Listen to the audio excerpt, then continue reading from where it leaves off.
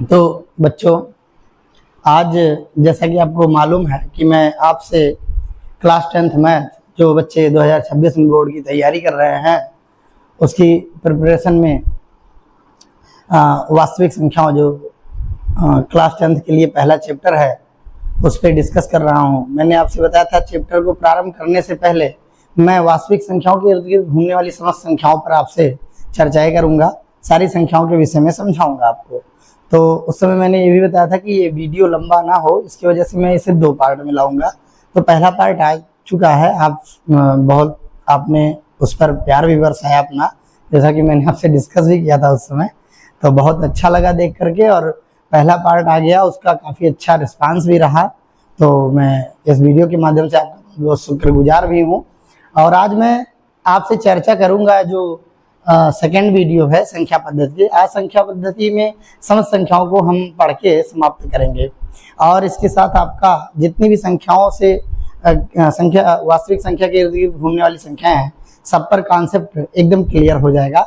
अब जो बच्चे पहला वीडियो देख चुके हैं उनके लिए बहुत अच्छा बेनिफिट रहेगा, और अगर कोई बच्चा पहले वीडियो जो पहले वाला है तो उसमें थोड़ा ये है कि बैक से मैं चल रहा हूँ एकदम स्टार्ट से, कुछ बच्चों को उसका नॉलेज है या बहुत आवश्यकता नहीं है, लेकिन जो दूसरा आ रहा है संख्या पद्धति का पार्ट 2, क्लास 9-10 के बच्चे अगर मतलब थोड़ा समय अपना नहीं वेस्ट करना चाहते हैं तो यहाँ से वीडियो को जरूर देखें। पार्ट 2 से ही वो एकदम परफेक्ट समझ जाएंगे। अगर उनके पास समय नहीं है, कम है, तो सेकंड पार्ट से देख सकते हैं। तो आइए शुरू करेंगे। जैसा कि आपको पता है, मैं एक बार रिवाइज करवा दूं आपको कि मैंने किन किन संख्याओं का डिस्कस कर लिया है। जो बच्चे नहीं जान पाएंगे मेरे लिखने पर, वो मेरे पहले वीडियो को विजिट कर लेंगे। ओके, चलिए तो चालू करते हैं, शुरू करेंगे और आप आराम से 1 बाय 1 करके पढ़ते रहिए मेरे साथ। और कॉपी पेन सब लेके बैठें, स्क्रीनशॉट भी लें या मेरे साथ अपना नोट्स बनाते रहें। तो बिना देरी के शुरू करते हैं संख्या पद्धति का नेक्स्ट वीडियो।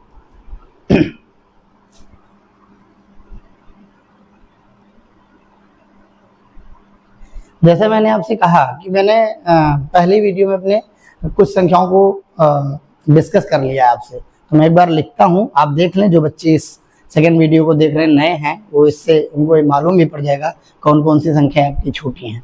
ओके, मेरे साथ देखें, नोट करें इसको।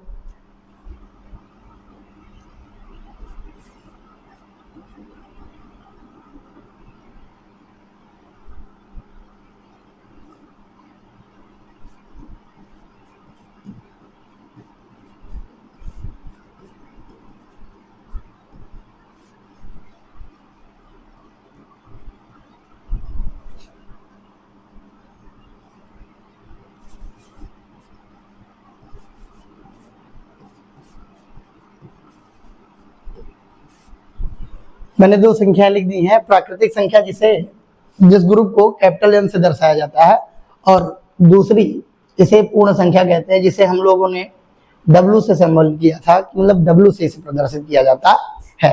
ये 2 संख्याएं आपके पास हैं। और कुछ मैंने पढ़ाया था, जिनको याद हो मेरे साथ नोट करते रहें, लिखते रहें। तीसरा पूर्णांक है। पूर्णांक के समूह को Z से दर्शाया जाता है। अगला जो संख्या था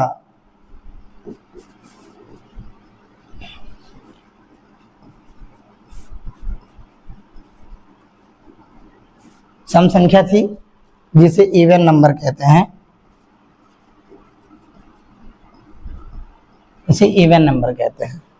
अगली जो संख्या थी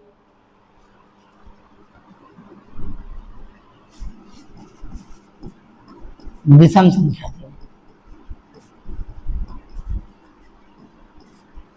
विषम संख्या, जिसे ऑड नंबर भी कहा जाता है, इसे ऑड नंबर कहते हैं। इसके बाद की जो संख्या मैंने आपसे डिस्कस की, पढ़ाया आपको, वो संख्याएं थी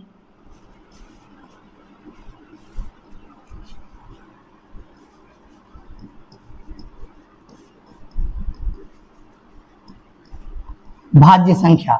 इस भाज्य संख्या को कंपोजिट नंबर कहा जाता है।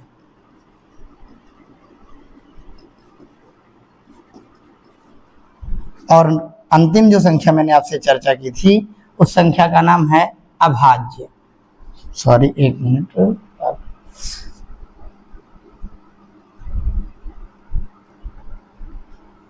अंतिम संख्या जो डिस्कस किया गया वो आपको अभाज्य बताया गया।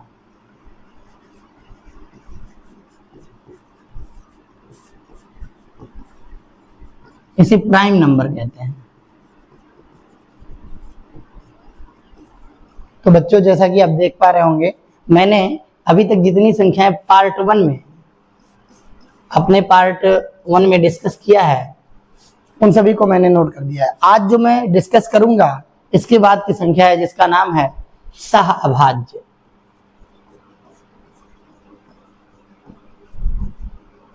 सह अभाज्य, आप देख रहे हैं अभाज्य यहाँ भी आपने पढ़ रखा है, यहाँ सह अभाज्य है। अगर मैं आपको डायरेक्ट ही अपने चैप्टर से जो क्लास 10th का है वास्तविक संख्या, उसमें इस संख्याओं का बहुत अहम रोल है, आईएमपी है ये संख्या। अगर मैं इससे डायरेक्ट आपको जोड़ता वहां तो इनका जब नाम लेता तो आपको बहुत परेशानियां होती।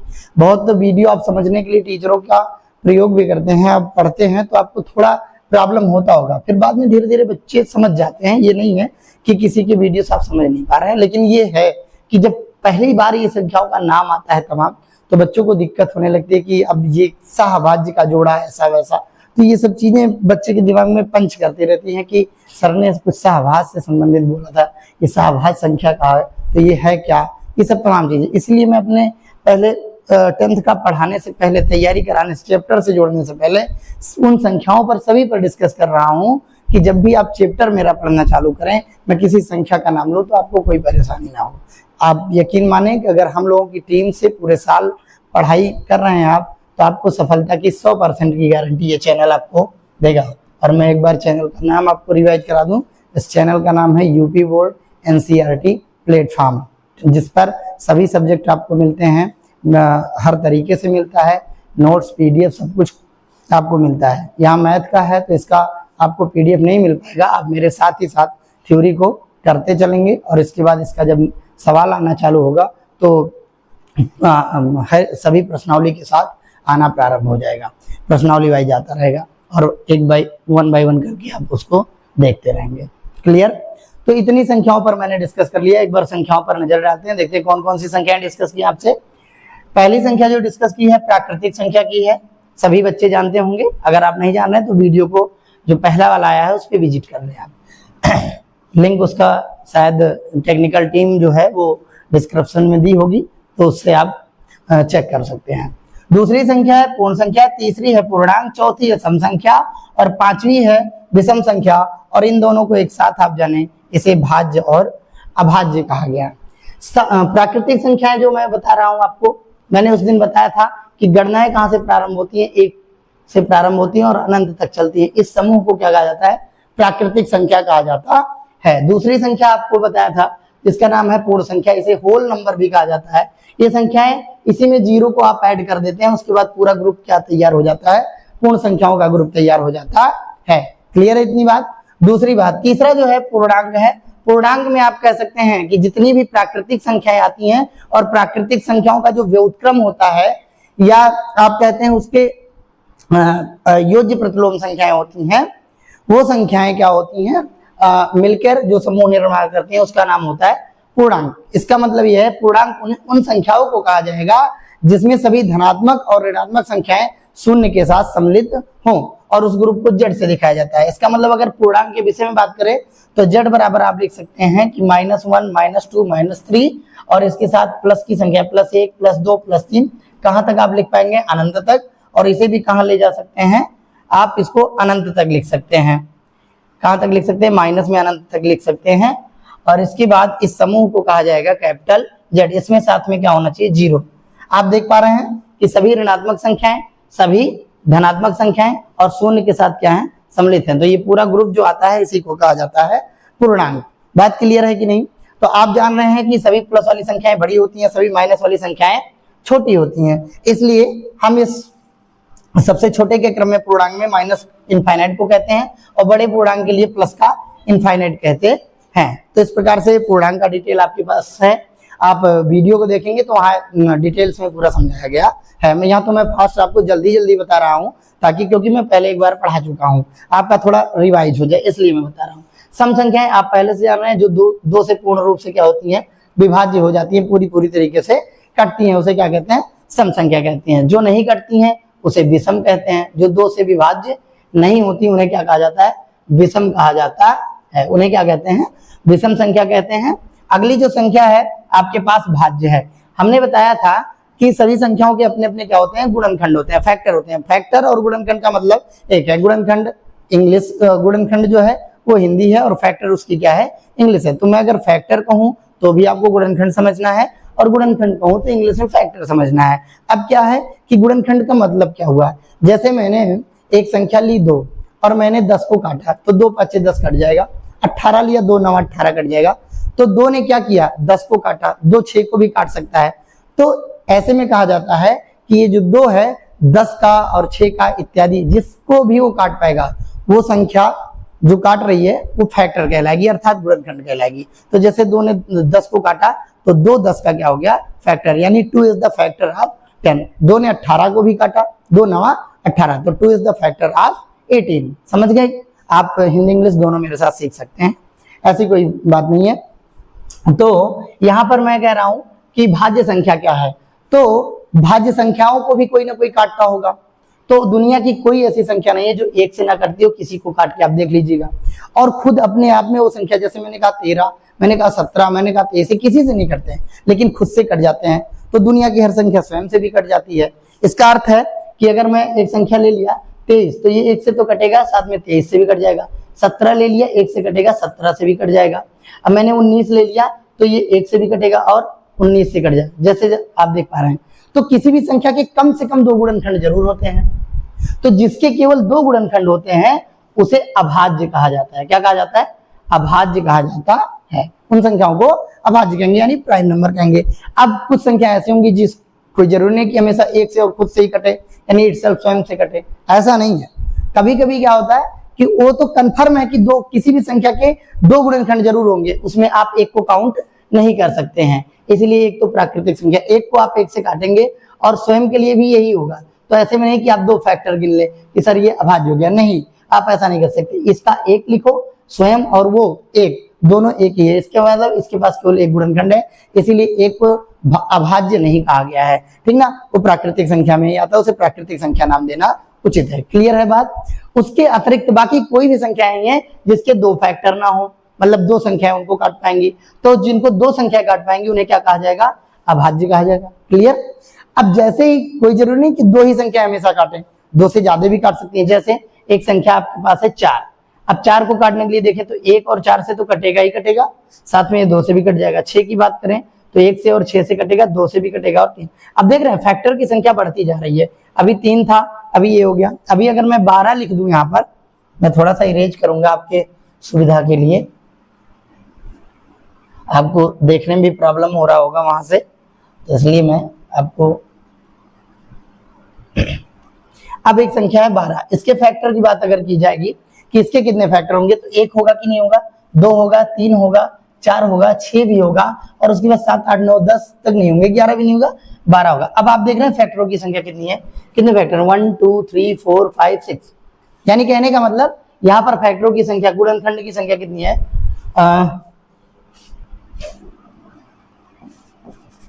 गुणनखंड की संख्या कितनी है, आपको 6 देखने को मिल रही है। देखिए 1 2 3 4 5 6। क्लियर है बात?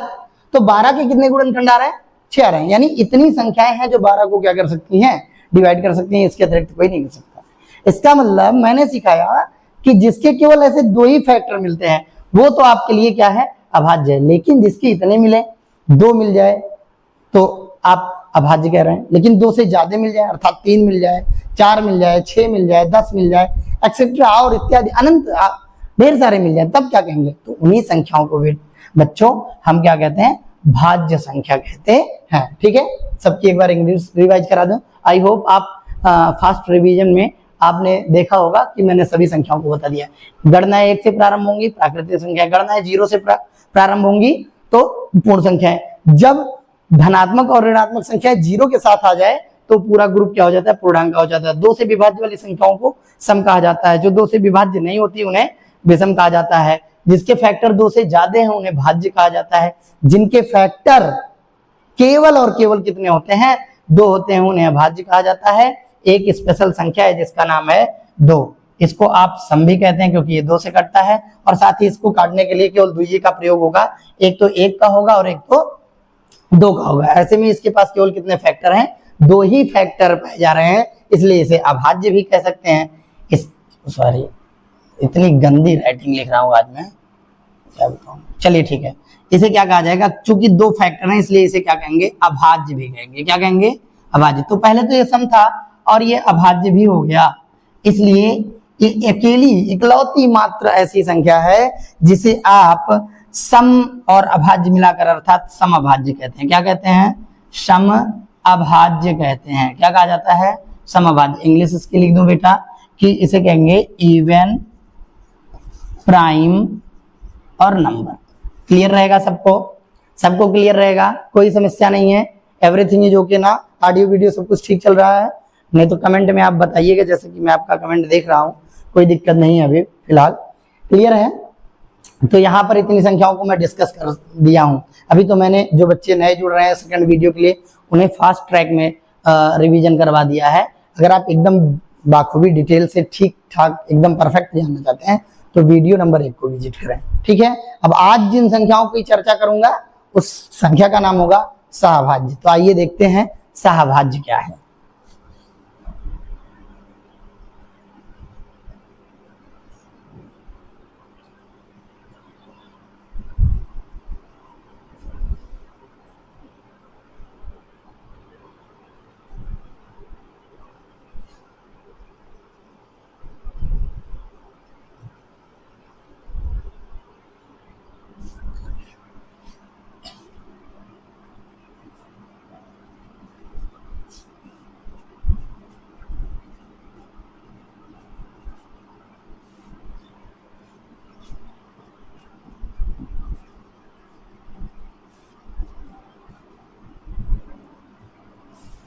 चलिए, संख्या का नाम आप देख रहे हैं, किसे क्या कहेंगे, सहभाज्य संख्या। इसे को प्राइम नंबर कहा जाता है। क्लियर है।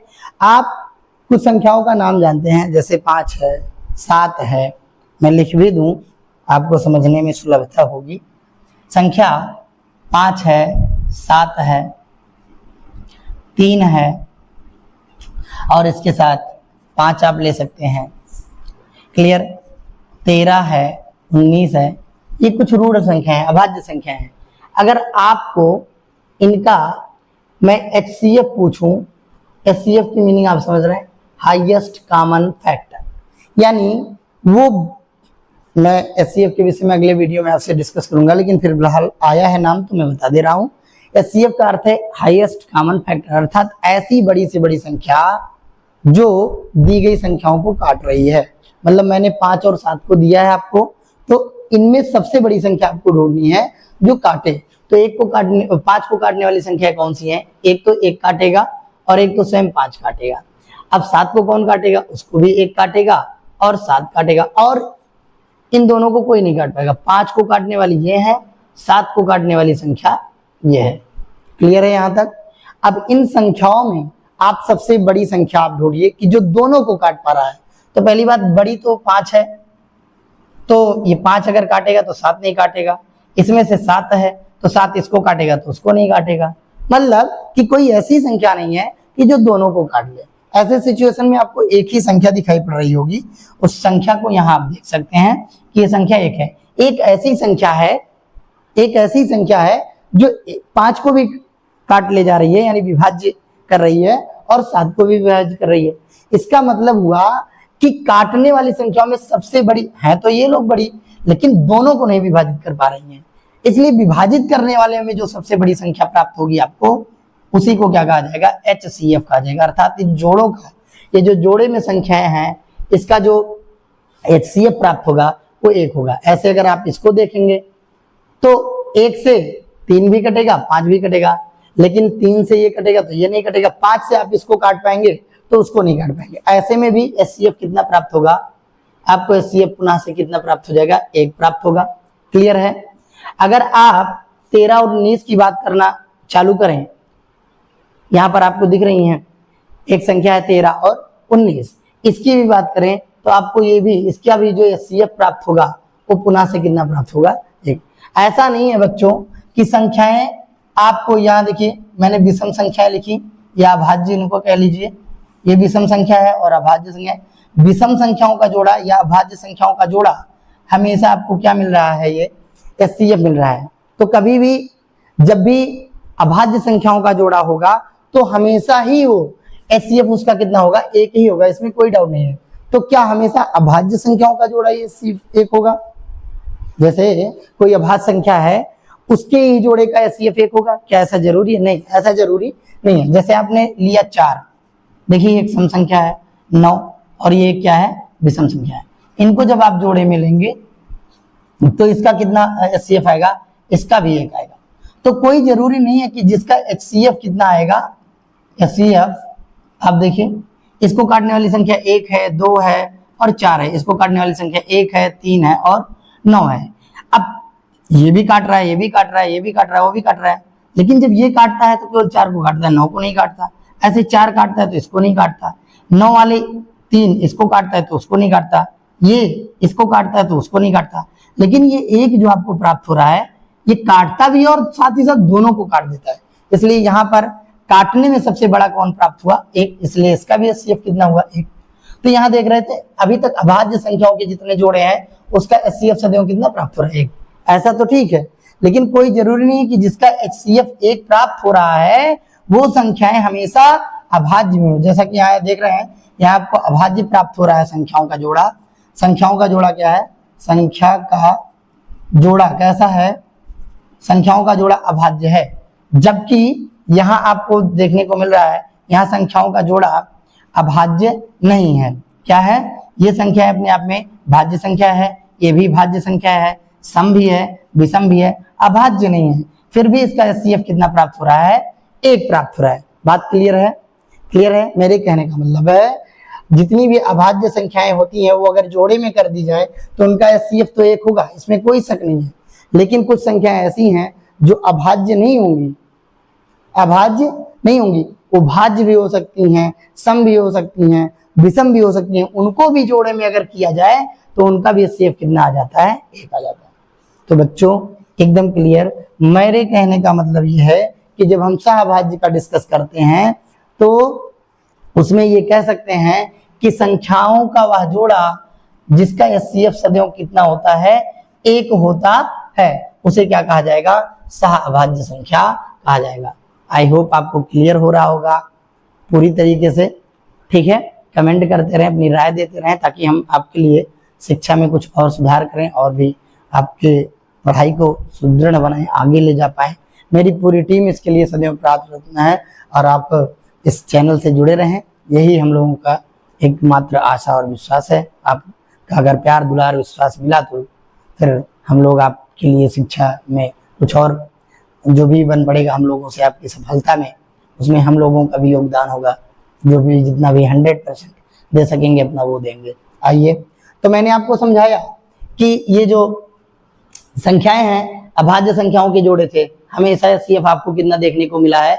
1 देखने को मिला है। और यहाँ भी कुछ जोड़े हैं जिसका HCF देखने को 1 मिल रहा है। मैं फिर से बता दूं, HCF का अर्थ है कि काटने वाली संख्याओं में सबसे बड़ी संख्या, ऐसी संख्या जो किसी को विभाजित कर रही है उसमें सबसे बड़ी हो। तो सहअभाज्य जब भी चर्चा में आएगी, सहअभाज्य की बात होगी तो हमेशा संख्याएं क्या होंगी? जोड़े में होगी। तो जोड़े में उपस्थित हुआ संख्या जिसका HCF सदैव कितना प्राप्त होगा? आपको 1 प्राप्त होगा, केवल और केवल 1 प्राप्त होगा, उसे क्या कहा जाएगा?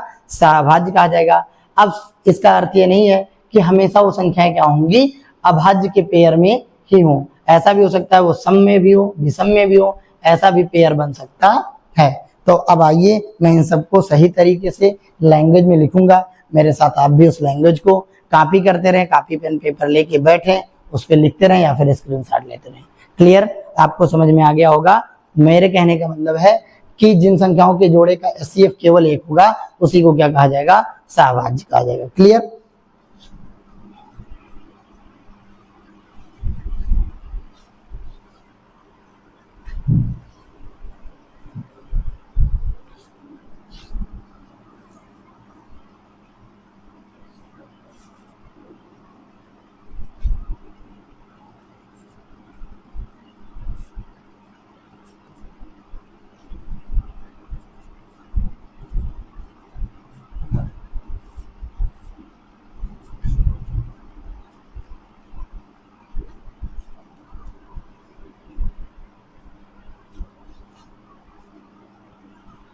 चलिए लिखते हैं।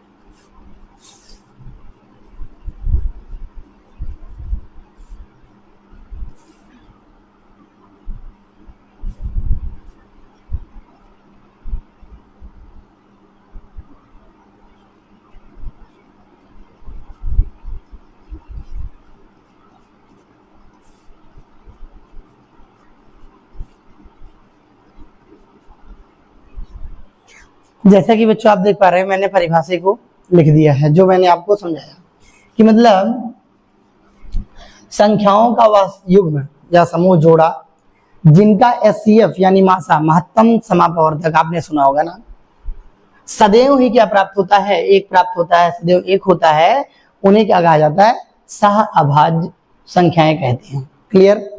फिर से मैं एक बार रिवाइज करा दूं आपको कि संख्याओं का वह युग्म या जोड़ा जिनका एचसीएफ यानी मासा सदैव कितना होता है, एक होता है, उन संख्याओं को क्या कहा जाता है, सह अभाज्य संख्याएं कहते हैं। ठीक है, इसलिए मैंने पहले आपको समझा दिया है कि मैं परिभाषा लिखूं तो आपको कॉन्सेप्टली देखिए, बच्चों को जब तक कॉन्सेप्ट के साथ समझ नहीं होगा वो 100% बच्चा नहीं हो सकता है। इसलिए हम लोगों की धारणा है कि हम लोगों से जितने बच्चे जुड़े आए इस चैनल पर उनको कॉन्सेप्ट का पकड़ हो, कॉन्सेप्ट उनका बहुत अच्छा हो, कॉन्सेप्ट अच्छा बिल्ड हो, कॉन्सेप्ट से उनको सारी चीजों का नॉलेज हो। तो आइए देखेंगे संख्याओं का वायुग्म या जोड़ा जिनका एचसीएफ कितना होता है, एक होता है, उस संख्याओं को क्या कहते हैं, सह अभाज्य संख्याएं कहते हैं। एग्जाम्पल के रूप में मैं लिख दूं,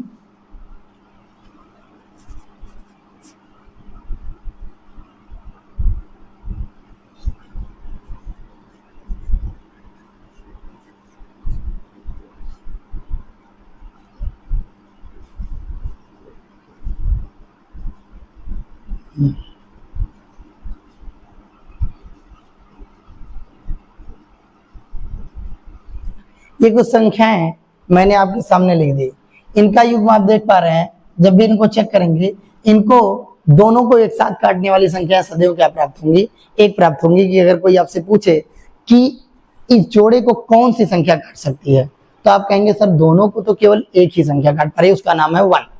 तो उसके काटने की वजह से आपने यहाँ परिभाषा में आपको दिख रहा है कि एक लिखा हुआ है, तो इस जोड़े को 1 एक ने काटा, इस जोड़े को भी एक ही काटेगा, इस जोड़े को भी एक ही काटेगा। इसलिए ये सभी संख्याओं का जो जोड़ा है वो क्या कहलाएगा, सह अभाज्य कहलाएगा। मेरे कहने की मीनिंग आपको क्लियर हो रही होगी। आप यहाँ देख पा रहे हैं कि सहअभाज्य का जो जोड़ा है वो दोनों अभाज्य संख्याएं हैं। यहाँ पर देख रहे हैं सम और विषम दोनों उपस्थित हैं। यहाँ पर आप देख पा रहे हैं सम और विषम या अभाज्य दोनों उपस्थित हैं। तो कोई ये जरूरी नहीं है बच्चों कि सहअभाज्य का जोड़ा जो हो वो केवल अभाज्य ही हो। ठीक है, तो इस बात को मैं विशेष करके नोट कर दूंगा। आप इसको मेरे साथ अपने कॉपी पे नोट बना लें, लिखते चलें मेरे साथ।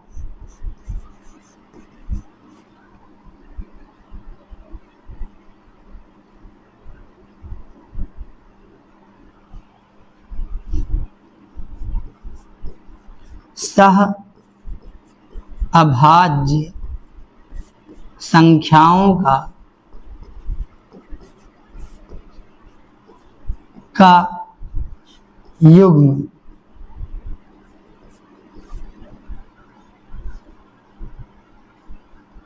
यह आवश्यक नहीं है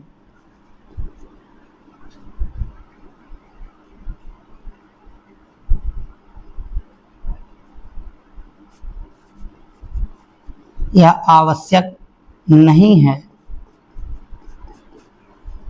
कि वह युग्म सदैव अभाज्य संख्याओं का हो।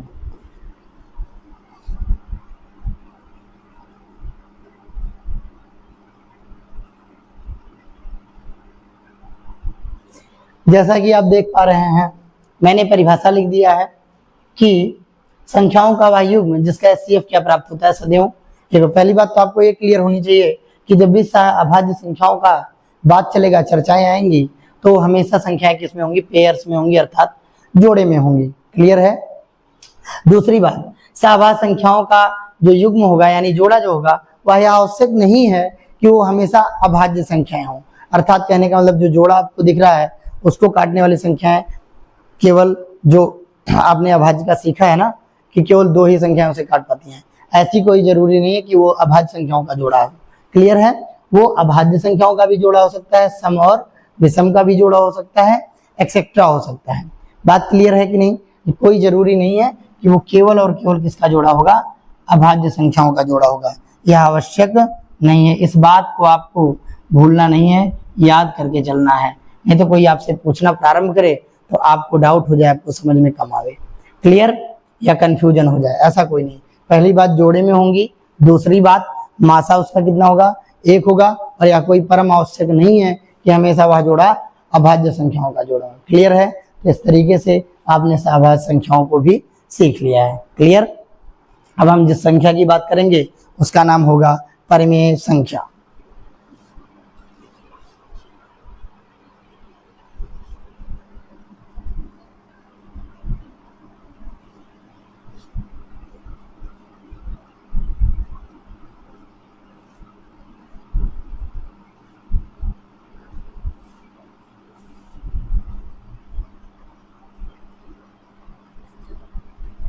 परिमेय संख्या, परिमेय संख्याओं के लिए बच्चों मेरी आपको 3 बातें याद रखनी है। पहली बात क्या? पहली बात तो जो परिमेय संख्याएं होंगी P/Q के रूप में होंगी।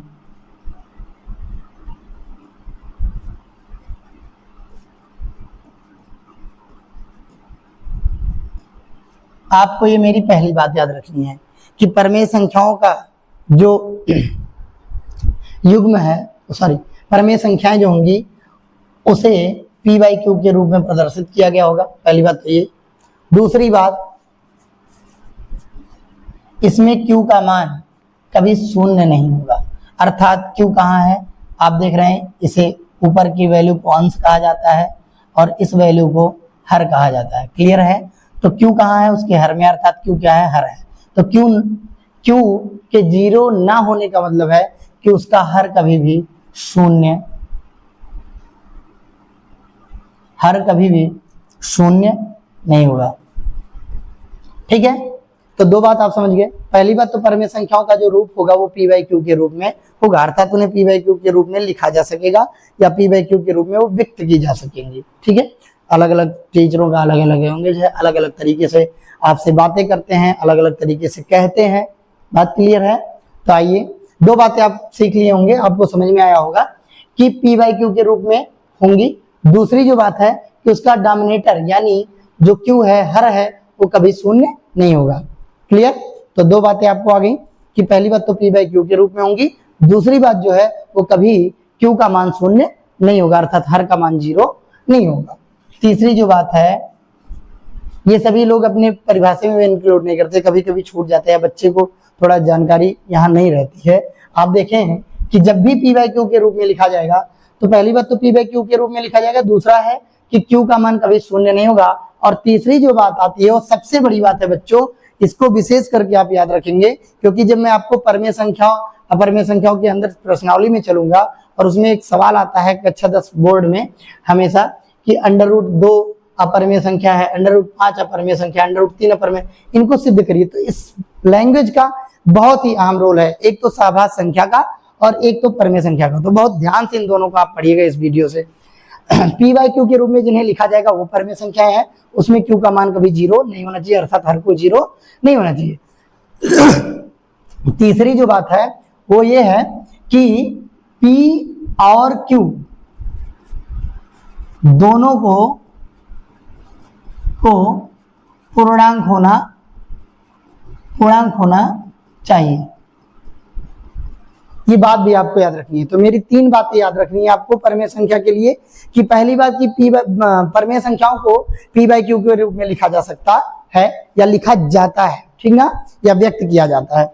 दूसरी बात, क्यू का मान कभी उसमें शून्य नहीं होता, अर्थात हर का मान कभी शून्य नहीं होता। तीसरी बात, जिस पी और क्यू का प्रयोग किया गया है वो जिस पी और क्यू का प्रयोग किया गया है, पी और क्यू दोनों आपस में क्या होंगे? पूर्णांक होंगे। ऐसा नहीं है कि पूर्णांक के सिवाय कुछ अदर चीजें हो जाएं। ठीक है, क्लियर रहेगा? तो 3 बातें आप याद रखें कि परिमेय संख्याओं को सदैव पी बाई क्यू के रूप में लिखा जाता है। दूसरी बात, उसका क्यू अर्थात हर डोमिनेटर कभी शून्य नहीं होता है। तीसरी बात जो है, पी और क्यू दोनों ही क्या होंगे? पूर्णांक आपके होंगे। ठीक है, ये बात आपको एकदम समझ में आ गई है, कोई समस्याएं नहीं है। चलिए ठीक है, अब यहाँ आप देख रहे हैं जैसे अगर मुझे कुछ संख्याएं लिखनी हो तो मैं लिख दूंगा 1/2, मैं लिख दूंगा 7/5, मैं लिख दूंगा 6/9।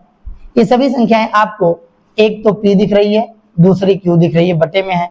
अब यहाँ आप मैच कराइए, क्या पहली शर्त को कंप्लीट करिए। देखिए इसे पी बाई क्यू के रूप में लिखा जाए, पी का मान यहाँ 1 है, क्यू का मान 2 है, तो ये संख्या जो लिखी गई है पी बाई क्यू के रूप में है। पहला काम आपका फॉलो कर रहा है। दूसरा बात देखिए, आपने कहा कि क्यू का मान सर कभी शून्य नहीं होना चाहिए, तो आप देखिए क्यू के स्थान पे वहां 2 लिखा है, तो दूसरी बात भी फॉलो हो रही है। और तीसरा, आप अगर पूर्णांक संख्याएं मेरे वीडियो से पढ़े होंगे तो पूर्णांक संख्याओं के समूह पूरा सभी धनात्मक आती हैं, सभी ऋणात्मक आती हैं, उसके साथ शून्य भी होता है, तो सभी धनात्मक ऋणात्मक में दोनों संख्याएं आ जाएंगी कि नहीं आ जाएंगी?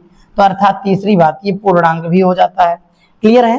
तो अगर कहीं मैंने पी बाई क्यू इस तरीके से लिखा तो आप देख रहे हैं सभी शर्तों को ये अप्लाई कर रहा है, फॉलो कर रहा है, इसलिए 1/2 को हम क्या कहेंगे?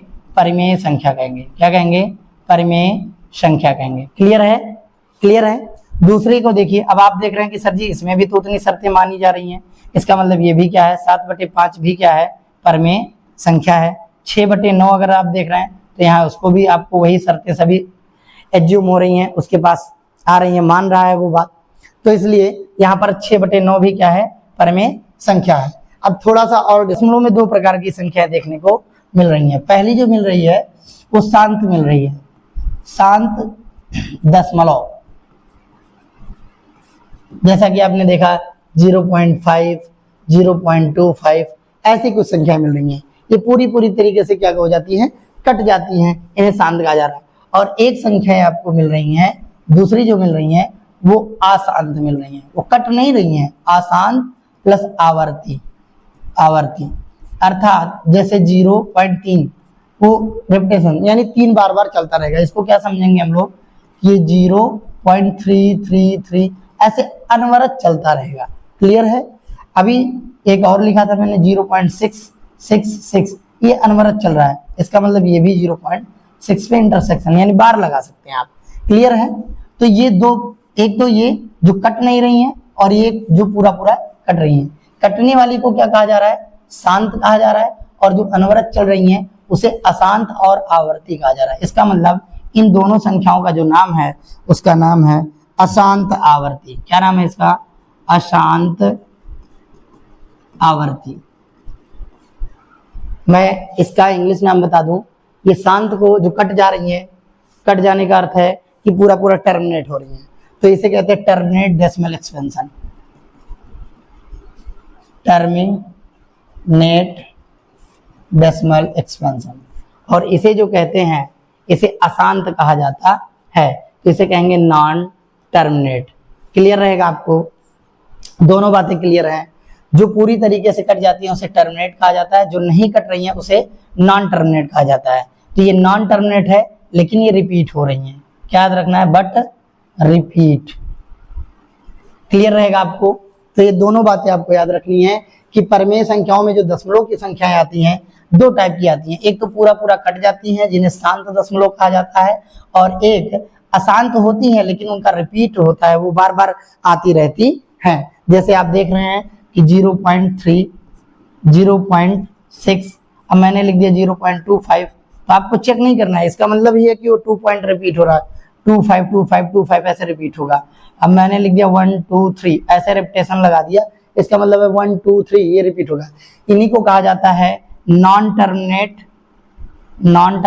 And non repeat. क्लियर रहेगा आपको? तो जो संख्याएं ना ही टर्मिनेट होगी, टर्मिनेट का मतलब कटेंगी, ना तो टर्मिनेट होंगी और ना ही कटेंगी, उन्हें कहा जाएगा, हिंदी में कहा जाएगा अशांत आवर्ती। ठीक है? और इंग्लिश में non terminate and non repeat. ना तो कटे, ना तो टर्मिनेट हो और ना ही थोड़ी माफी गलती होगी, नॉन टर्मिनेट नॉन रिपीट नहीं, नॉन टर्मिनेट बट रिपीट रहेगा। ये क्या रहेगा? नॉन टर्मिनेट बट क्या होगा? रिपीट होगा। क्या लिखा जाएगा इसे? Non terminate but repeat. तो आप देख रहे हैं टर्मिनेट तो नहीं हो रही लेकिन 3 रिपीट हो रहा है, 6 रिपीट हो रहा है, 2, 5 रिपीट हो रहा है, 1, 2 और 3 बार रिपीट हो रहा है। इस बार का मतलब बच्चों मैं बता दूं फिर, बार लगने का मतलब है कि वो संख्याएं बार बार आती रहेंगी, कटेगा नहीं। तो जो कटेगी नहीं और रिपीट होगी, एक प्रकार की दशमलव वो है जिसे हम लोग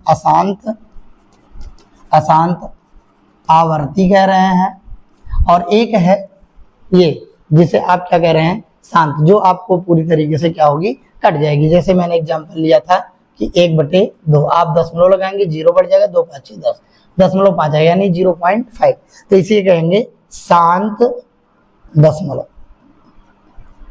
ठीक है? तो एक अशांत आवर्ती और एक शांत दशमलव, ये दोनों ही दशमलव क्या है?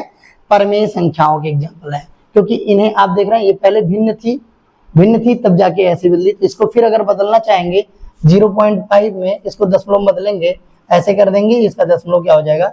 हट जाएगा, और आप इसको भाग लगाएंगे तो पुनः से 1/2 प्राप्त हो जाएगा। ऐसे इनको भी बदलने का आप कक्षा 9 में पढ़ेंगे, बदलने का तरीका है, इनको भी बदलेंगे तो आपको p/q प्राप्त हो जाएंगे, अर्थात भिन्न प्राप्त हो जाएगी। बात समझ रहे हैं? तो इतनी बात क्लियर है कि नहीं क्लियर है?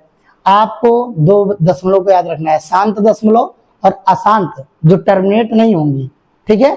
नॉन टर्मिनेट कहा जाएगा बट रिपीट होंगी। तो दो चीजें, पहली बात तो टर्मिनेट डेसिमल एक्सपेंशन, दूसरा non terminate but repeat. Clear है? यानी शांत दशमलव वाला, और जो अशांत है लेकिन रिपीट होगा यानी आवर्ती होगी उसकी। तो अशांत आवर्ती और शांत दशमलव, ये दोनों ही दशमलव जो होंगे वो क्या कहलाएंगे? परिमेय संख्या कहलाएंगे। क्या कहलाएंगे? परिमेय संख्या। तो आप देख रहे हैं जितनी भी परिमेय संख्याएं थी उनको हमने भिन्न समझ लिया था कि उन्हें भिन्न कह सकते हैं या कहेंगे। अब आप सीख रहे हैं कि अन्य परिमेय संख्याएं कुछ जो है जो दशमलव की है वो भी परिमेय संख्याएं हैं, अशांत आवर्ती की जो है वो भी परिमेय संख्याएं हैं। तो ऐसा तो है नहीं कि परिमेय संख्याएं केवल भिन्न ही आप कह पाएंगे। हो सकता है वो इस टाइप की है तो इसे भिन्न नहीं कहेंगे आप ना, वो इस टाइप की है ना तो आप इसे भिन्न तो कहेंगे नहीं, लेकिन हाँ इन्हें p/q के रूप में कन्वर्ट किया जा सकता है, व्यक्त किया जा सकता है। ये दशमलव की संख्याएं हैं। तो जितनी भी परिमेय संख्याएं हैं वो सभी भिन्न हो ऐसा संभव नहीं है, सभी भिन्न पर में। अब आप यहाँ एक छोटे से हास्य के साथ समझ सकते हैं कि जैसे आप मान लीजिए कि किसी के पापा हो, तो पापा के कई बच्चे हो सकते हैं, पहला, दूसरा, तीसरा। तो ये बच्चे जो हैं, जो बच्चा एक है वो अपने पापा जैसे पढ़ सकता है, दूसरा बच्चा भी पापा जैसे हो सकता है, तीसरा बच्चा भी पापा जैसे हो सकता है। तो हम कहेंगे कि एक नंबर, मान लीजिए इसका नाम है राम, इसका नाम है श्याम और इसका नाम है राधा। क्लियर है? तो हम ये कह सकते हैं कि राम अपने पापा जैसे है, ठीक है, श्याम अपने पापा जैसे है और राधा अपने पापा को पढ़ी है या मम्मी को पढ़ी है, ठीक ना, जो उनके जनक होते हैं उनसे। अब परमेय संख्याओं से इनका जन्म हो रहा है, ये पी बाई क्यू के रूप में अर्थात भिन्न बन रही है, ये सब चीजें आप देख रहे हैं। क्लियर है? तो एक तरीके से स्ट्रक्चर में ये परमेय संख्या इन लोगों का क्या है, पिता ही है। तो हम ये कह सकते हैं कि राम अपने पापा जैसा है, यानी राम को अपने पापा जैसा बता सकते हैं। मान लीजिए पापा का नाम अमन हो, तो हम कहेंगे कि राम अमन जैसा है या राम अमन है। श्याम भी क्या है, अमन है। राधा भी क्या है, अमन है, ठीक है। लेकिन हम ये नहीं कह सकते कि जो पापा है उनके जो अमन है वो राम जैसे हैं या श्याम। अगर राम का नाम लेंगे तो इनके साथ नाइंसाफी हो जाएगी, श्याम और राधा कहाँ जाएंगे। अगर मैं स्पेशल इसका नाम ले लूँ तो ये लोग छूट जाएंगे। बात समझ रहे हैं कि नहीं? तो परमेय संख्याओं में बहुत आ रहे हैं। परमेय संख्या जो है वो भिन्न भी होती हैं, ऐसी भी हो सकती हैं, ऐसी भी हो सकती हैं। तो परमेय संख्याओं के कई बच्चे होते चले जा रहे हैं, ठीक है। अभी मैं और कुछ दिखाऊंगा, उनको भी देखिएगा। तो कई बच्चे होते चले जा रहे हैं। तो मैं केवल भिन्न कहूँ, मान लीजिए ये लड़का नंबर 1 है, ये लड़का नंबर 2 है, ये लड़का नंबर, और भी है लेकिन मैं इसी पर डिस्कस कर रहा हूँ अभी। लड़के नंबर 1 मैं कहूँ कि सभी परमेय संख्याएं भिन्न होती है, तो ये दोनों छूट जाएंगे कि नहीं छूट जाएंगे? तो कैसे ऐसा कह सकते हैं, ठीक है। हाँ, ये कह सकते हैं कि राम पापा जैसे है, यानी सभी भिन्न परमेय संख्याएं हैं। बात समझ रहे हैं कि नहीं? क्लियर है? तो आइए मैं इसको स्ट्रक्चर में लूंगा और आपको समझाऊंगा।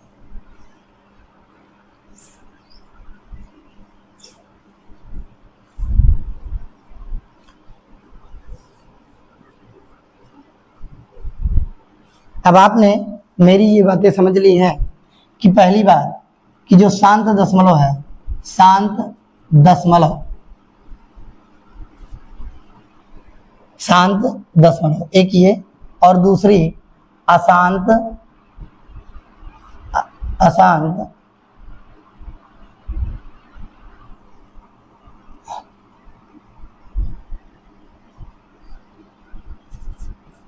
अशांत आवर्ती। ये दो टाइप के जो दशमलव आपके बताया मैंने, ये दोनों दशमलव क्या है, परमेय संख्या है। क्या है? ऐसे आपको दिमाग में इसको रखना है, परमेय संख्या है। क्या है? परमेय संख्या है। क्लियर रहेगा? तब तो क्लियर। मैंने जितना भी समझाया, अगर आपको थोड़ा बहुत कम भी समझ में आ रहा होगा तो इतनी बातों को सेव रखिए कि जितने दशमलव पूरा पूरा कट के दशमलव में वैल्यू आती है, यानी उन्हें शांत दशमलव, शांत दशमलव वाले परमेय संख्याएं कहे जाएंगे, और अशांत आवर्ती को भी क्या कहा जाएगा, परमेय संख्या कहा जाएगा। यानी अशांत आवर्ती का मतलब नॉन टर्मिनेट, ना ही कटेंगी बट रिपीट, लेकिन वो क्या होंगी, रिपीट होंगी, तो अशांत आवर्ती हो जाएगा वो। तो ये दो संख्याएं जो है वो परमेय कही जाएंगी। अभी थोड़ी देर पहले तीसरा लड़का बताया गया था, अब आप समझिए, ऐसे जानिए कि तीसरे लड़के का नाम क्या है, भिन्न है। क्या नाम है? भिन्न है। अब इसे भी क्या कहा जाएगा, परमेय संख्या। क्या कहा जाएगा? परमेय संख्या। अब देखिए मैं चौथा एक लिख रहा हूं, इसको मैं लिखूंगा कि सम संख्या। सम का मतलब हुआ सम संख्या। सम संख्या जैसे 6, जैसे 4, जैसे 8 इत्यादि हो गए। क्या मैं इसे बटे 1 लिख सकता हूँ? जी बिल्कुल लिख सकता हूँ। अब देखिए ये सभी संख्याएं जितनी आपको दिख रही हैं वो पी और क्यू के फॉर्म में दिख रही हैं, ऊपर पी और नीचे क्यू। नीचे वाला 0 है, दोनों पूर्णांक भी हैं। अब देखिए तीनों शर्तों को मान रहा है, तो भिन्न बन जा रहा है कि नहीं बन जा रहा है? तो सभी संख्याओं को हम भिन्न बना ले गए, इसलिए सभी भिन्न परमेय संख्याएं होती है। देखिए भिन्न को क्या कह सकते हैं, परमेय संख्या। तो ये एक प्रकार से क्या है, भिन्न है, इसलिए सम संख्या भी परमेय संख्या। अगर मैं विषम लिखूं, विषम लिखूं तो आप 3, 5, 7 लिखेंगे, इनको भी बटे 1 कर दीजिए तो ये भी क्या बन जाएंगी, भिन्न बन जाएंगी। इसको हम क्या कह सकते हैं, भिन्न कह सकते हैं। क्या कह सकते हैं? भिन्न कह सकते हैं। तो आपने पढ़ रखा कि सभी भिन्न क्या है, परमेय संख्या है। तो शांत दशमलव, अशांत आवर्ती, भिन्न, सम संख्याएं, विषम संख्याएं, ये सभी क्या हो गई, परमेय संख्याएं होंगी। क्या हो गई? परमेय संख्या होगी, क्योंकि सभी भिन्न क्या होती है, परमेय संख्या, इसलिए क्या होगी, परमेय संख्या हो गई। क्लियर है बात आपको? इसके बाद आप देखिए, आपने कहा था भाज्य संख्या। भाज्य संख्या, भाज्य संख्या क्या? जैसे 4, जैसे 6, जैसे 8, ये सब क्या है? भाज्य। तो इनको भी बटे 1 कर सकते हैं। क्लियर है? तो भाज्य संख्याएं भी भिन्न बन गई, अर्थात ये परमेय संख्या हो गई। क्लियर है बात? परमेय संख्या हो गई। अच्छा, अभाज्य संख्या देख लीजिए आप। अभाज्य संख्या, अभाज्य संख्याओं को देखिए। अभाज्य संख्या में आपको 5 मिल जाएगा, 7 मिल जाएगा, 13 मिल जाएगा। इनको भी क्या भिन्न बना सकते हैं? बिल्कुल बना सकते हैं। सभी भिन्न बन गई, इसलिए इनको भी परमेय संख्या कहेंगे। क्या कहेंगे? परमेय संख्या कहेंगे। क्लियर है? तो आप देख पा रहे हैं शांत दशमलव, अशांत आवर्ती, भिन्न, सम संख्याएं, विषम संख्याएं, भाज्य संख्याएं, अभाज्य संख्याएं, जितनी आपने पढ़ी थी अभी तक थोड़ी देर पहले, लगभग सभी संख्याएं किसकी हैं? परमेय संख्याएं के घर की हैं। परमेय संख्याओं के, क्यों कह लीजिए, खून खानदान की हैं। यानी इन सभी का नाम अगर हटा दिया जाए तो इनको कहेंगे कि ये परमेय संख्या के घर की हैं। परमेय संख्या के घर की हैं। क्लियर है? तो सभी संख्याएं आपको देखनी। अब आप प्राकृतिक संख्या को भी लिख लीजिए। प्राकृतिक संख्या कहां से लिखते हैं? प्राकृतिक संख्या, प्राकृतिक संख्या 1, 2, 3, तो क्या ये भिन्न नहीं बन जाएंगी? जी हाँ, ये भी भिन्न बन गई। तो इसको भी आप क्या कहेंगे? परमेय संख्या कहेंगे। कहेंगे कि नहीं कहेंगे? परमेय संख्या कह लेंगे। पूर्ण संख्या को देखिए। पूर्ण संख्या, पूर्ण संख्या कहां से स्टार्ट हुआ? 0, 1, 2, 3, ऐसे अनंत तक चलेगा। इसको भी आप कह सकते हैं, कह सकते हैं ना। ये देखिए P बन गया और इसे क्या कहेंगे? Q कहेंगे। कहेंगे कि नहीं? तो सभी भिन्न बन जा रही हैं कि नहीं बन जा रही हैं? इसलिए इसे भी क्या कहेंगे? परमेय संख्या कहेंगे। क्या कहेंगे? परमेय संख्या। एक क्वेश्चन बहुत आता है बच्चों कि शून्य क्या है? तो शून्य आप लिखेंगे तो इसे बटे 1 कर पाएंगे कि नहीं कर पाएंगे? तो देखिए ये बन गई P और ये बन गई Q, तो दोनों P/Q के रूप में लिखी जा सकी। उसके बाद साथ ही साथ P आपका पूर्णांक में आता है, Q भी आपका पूर्णांक में आता है। तो दो बातें हो गई। पहली बात तो P/Q के रूप में एक्सेप्ट हो गई। दूसरी बात है कि P और Q दोनों ही क्या है? P और Q दोनों ही क्या है? पूर्णांक है। क्या है? पूर्णांक है। दो बातें हो गई। तीसरी बात, दो बात हो गई है। और तीसरी बात आप देखें, आपने कहा था Q को शून्य नहीं होना चाहिए, हर, अर्थात नीचे की वैल्यू कभी शून्य नहीं होनी चाहिए, वो भी नहीं है।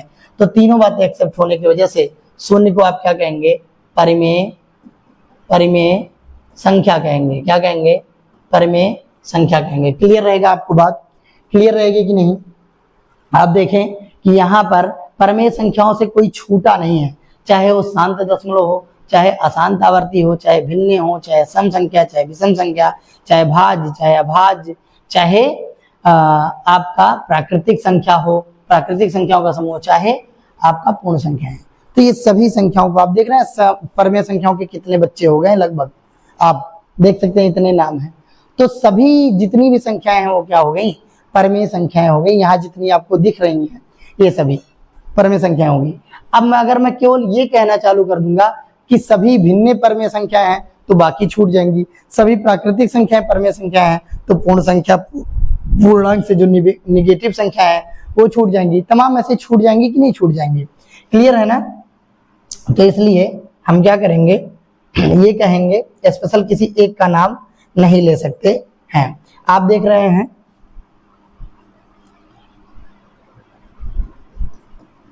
परमेय संख्या। परमेय संख्या में कौन कौन सी संख्याएं आ गई? पहली तो आ गई प्राकृतिक संख्या, प्राकृतिक संख्या।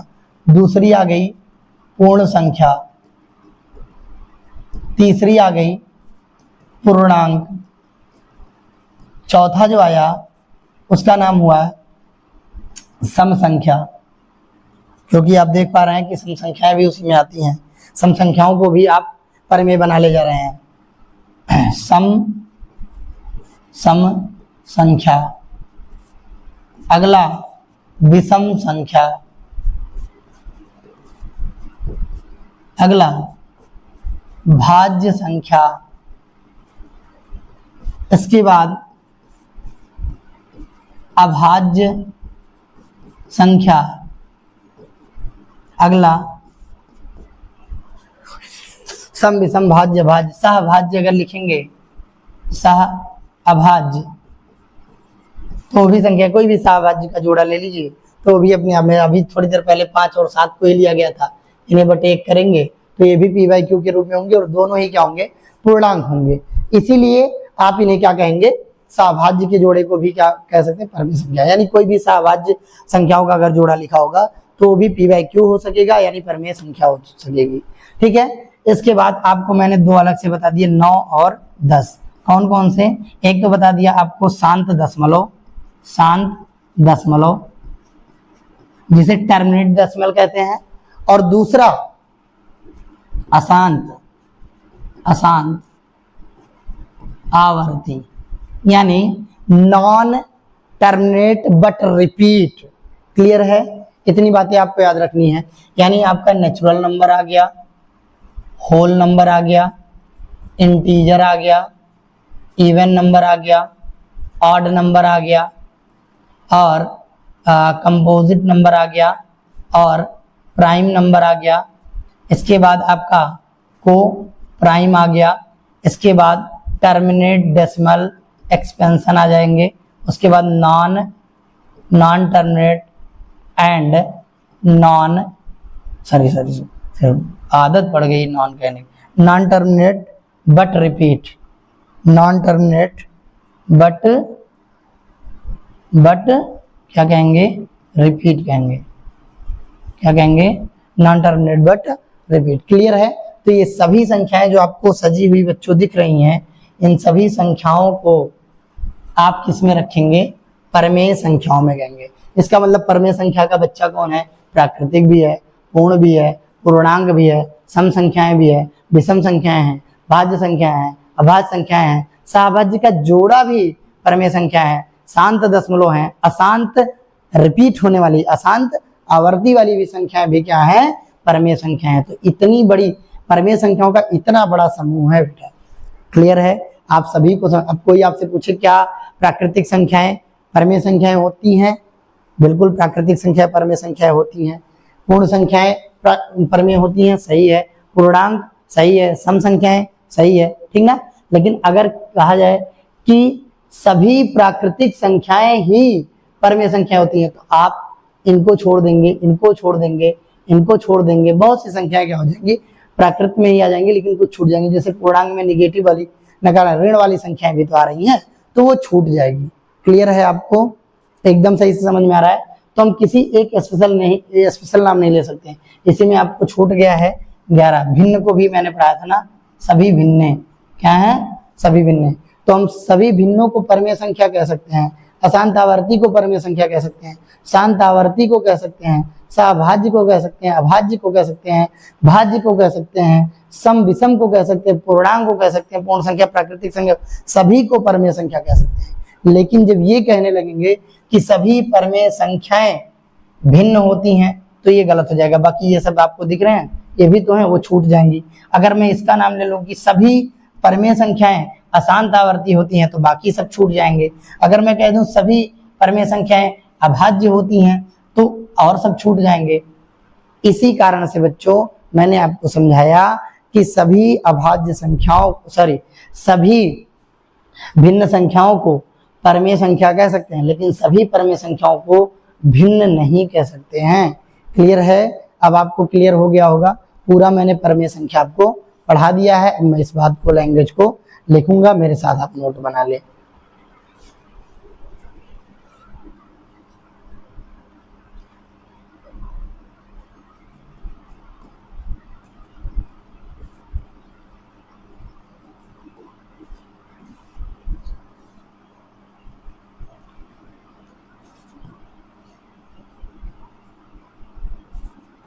वे संख्याएं जिन्हें हम P/Q के रूप में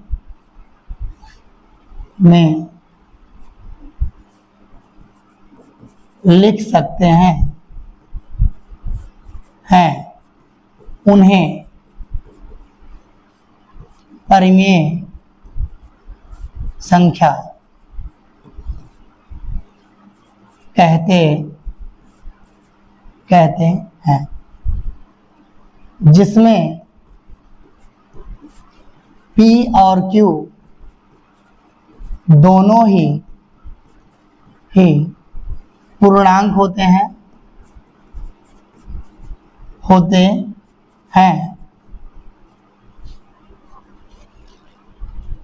जहां Q का मान कभी शून्य नहीं होता। ठीक है, तो ये परिभाषा जो बड़ी प्रचलित थी, मैंने समझाया, पूरी डिटेल्स को समझाया प्रमेय संख्याओं के, उसके बाद आपको लिख के बताया है, सारी संख्याएं आपको समझ में आ रही होंगी। ठीक है, नोट आप लिख सकते हैं।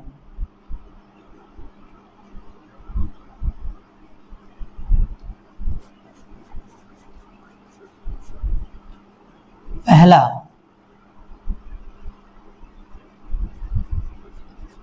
शून्य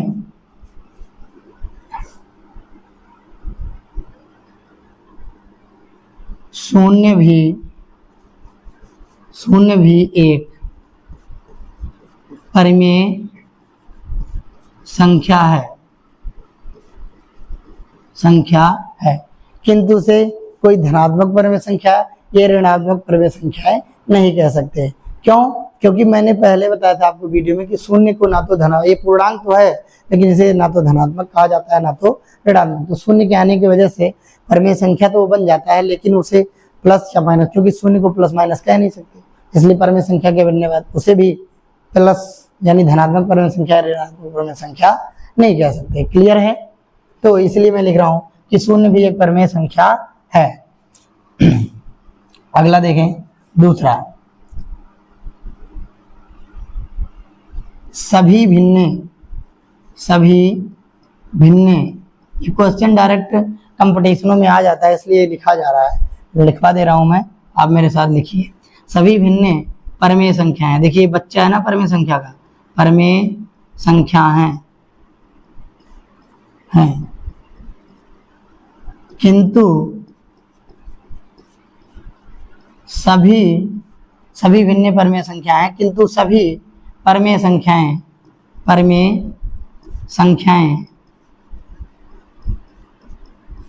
भिन्न नहीं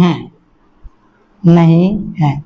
इन दोनों बातों को आपको याद रखना है, क्योंकि अगर सभी भिन्नों को आप परमेय संख्या कह सकते हैं, लेकिन सभी परमेय संख्याओं को भिन्न नहीं, क्योंकि परमेय संख्या फैमिली का हेड मेंबर है, वही मेन गार्जियन है, उसके तमाम पार्ट हैं। तो अगर आप भिन्न कहेंगे तो और लोग छूट जाएंगे, या पूर्णांक या प्राकृतिक संख्या इत्यादि सम विषम कुछ कहें तो ठीक तो है, लेकिन अगर केवल उसे कहेंगे तो और सब छूट जाएंगे।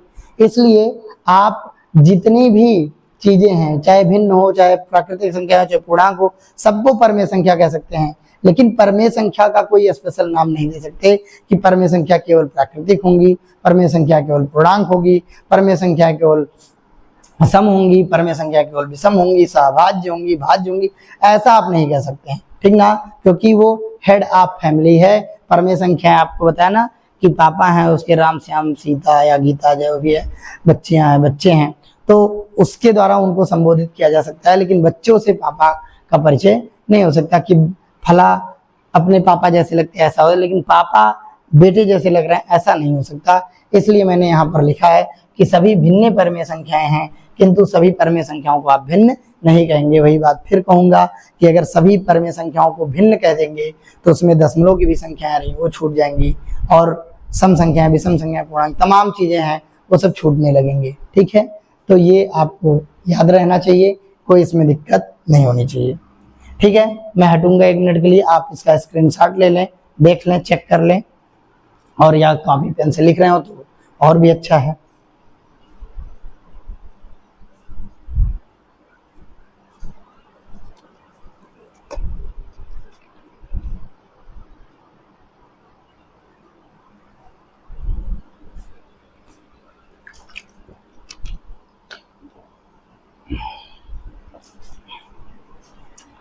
चलिए, आशा है कि आपने स्क्रीनशॉट ले लिया होगा या लिख लिया होगा। अब मैं आगे जो डिस्कस करूंगा आपसे उसका नाम है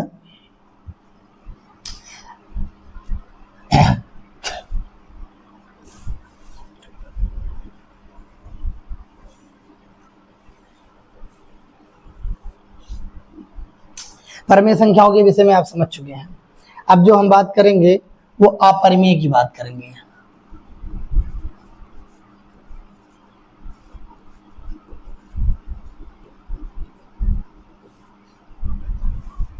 इसे इरेशनल नंबर कहते हैं। क्या कहते हैं? Irrational number.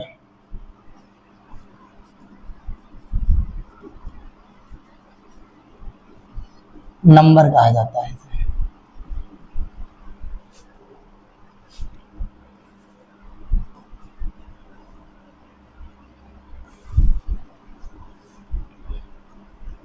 अब देखिए, आपने तो देखा कि परमेय कोई संख्या, जितनी भी मैंने पहले वीडियो में डिस्कस की या अभी बताया, आपको लिख के भी दिया, कोई संख्या ऐसी बची ही नहीं जिसे परमेय नहीं कहते हैं। तो इसका मतलब कुछ संख्याएं बच गई होंगी जिसे कुछ और कहा जाता होगा। तो जो संख्याएं परमेय नहीं होती, सभी परमेय आ गई ना, लेकिन कुछ बची होंगी, तो जो बच गई उन्हें क्या कहा गया? उन्हें ही अपरमेय कहा गया। इसका मतलब हम ये कह सकते हैं कि वे संख्याएं जो परमेय नहीं है उसे क्या कहते हैं? अपरमेय संख्या कहते हैं। उसमें अंडरस्टूड बात है कि जो संख्याएं परमेय नहीं है उसे अपरमेय कहा जाता है। इसका मतलब वो पी बाई क्यू के रूप में नहीं लिखी जा सकेंगी। उसमें क्यू जीरो भी हो सकता है, क्लियर है, या हो सकता है कि पी और दोनों शर्तें माने कि पी बाई क्यू के रूप में भी हो और दोनों, तो जिसमें क्यू जीरो ना हो किंतु उसमें पी और क्यू में से दोनों पूर्णांक ना हो। मतलब तीनों की तीनों बातें एक साथ लागू नहीं हो सकती हैं। क्लियर है आपको? मैं अभी समझाऊंगा।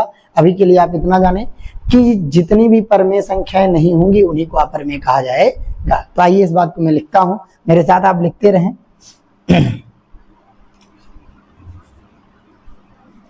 वे संख्याएं जिन्हें पी अपान क्यू के रूप में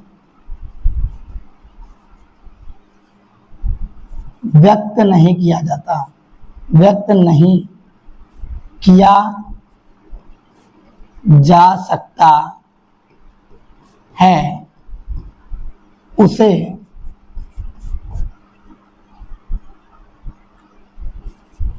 अपरिमेय उसे अपरिमेय संख्या कहते हैं। अपरिमेय संख्या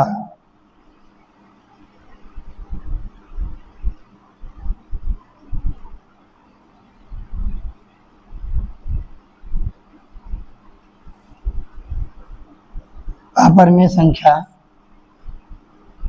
कहते हैं। बच्चों, आपको समझ में आ रहा होगा कि जिन्हें आप परमेय संख्या नहीं कह सकते हैं उन्हें क्या कहा जाएगा? अपरिमेय संख्या कहा जाएगा। क्लियर है?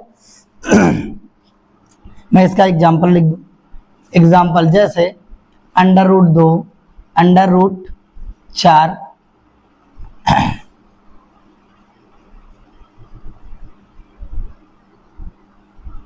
√3, √7, √5। थोड़े समय के लिए मैंने 4 कह दिया था, लेकिन 4 का आप वर्गमूल निकालेंगे तो जानते हैं 2 आता है, तो 2 को पी बाई क्यू के रूप में लिख लेंगे, इसलिए वो नहीं थे। अब मैंने सही कर दिया है। तो √2, √3, √7, √5 यानी रूट की सभी संख्याएं जिनका आप वर्गमूल नहीं निकाल पा रहे हैं, ठीक ना, अंडर रूट वाली, यानी रूट की कोई संख्या जिसका आप वर्गमूल पूरा नहीं निकाल पा रहे हैं, वो क्या हो जाएंगी? अपरिमेय हो जाएंगी। ठीक है?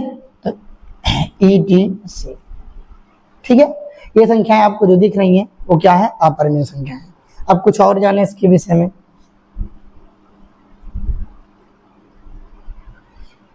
अब आप एक बात देखें कि आपको पता होगा कि अभी थोड़ी देर पहले मैंने दशमलव की चर्चा की थी।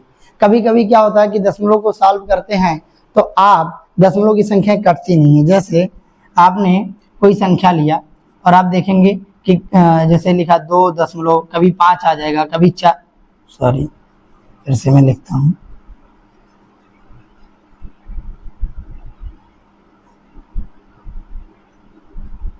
चलिए जैसे आपने चालू किया तो कभी 2.1 आ जाएगा, कभी 2 आ जाएगा, कभी 5 आ जाएगा, कभी 4 आ जाएगा, कभी 3, कभी 2, कभी 1, कभी 4, कभी 6, कभी 9, कभी 2, कभी 5, कभी 3।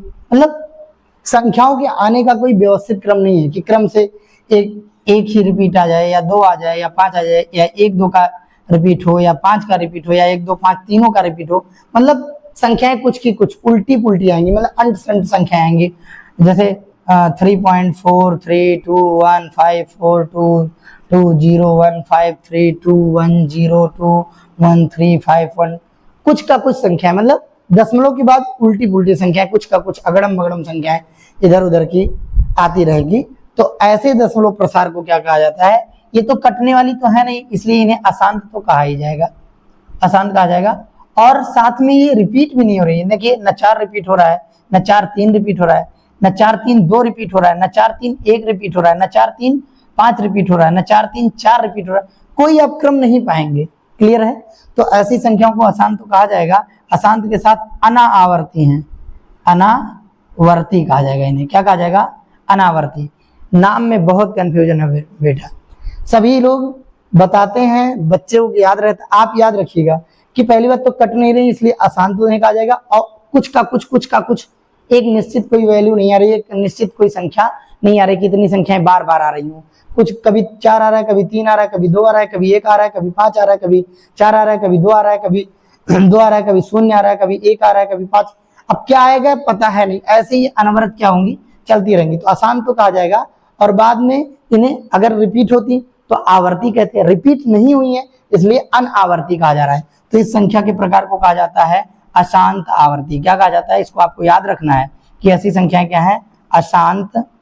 अशांत आवर्ती कही जाती हैं, सॉरी अशांत अनावर्ती कही जाती हैं। क्या कही जाती हैं? अशांत। अंग्रेजी में इन्हें कहते हैं non terminate and non repeat. यही बात मुझे बार बार याद आ जा रही थी जब मैं वो बीच में आपको परमे संख्याएं वाली पढ़ा रहा था, ठीक ना। तो ऐसी संख्याएं जो कटेंगी भी नहीं और रिपीट भी नहीं होंगी, अर्थात कुछ का कुछ इधर उधर की एक्सेट्रा संख्याएं आती रहेंगी दशमलव के बाद, उन्हें क्या कहा जाएगा? अशांत, मतलब उन्हें क्या कहा जाएगा? अशांत अनावर्ती। मतलब दशमलव के रूप में दशमलव का प्रसार उनका क्या होगा? अशांत अनावर्ती होगा, यानी नॉन टर्मिनेट, कटेंगी नहीं, एंड नॉन रिपीट, और ना ही रिपीट होंगी। तो आप देख रहे हैं कट भी नहीं रहे और रिपीट भी नहीं रहे, कुछ का कुछ आ रहा है।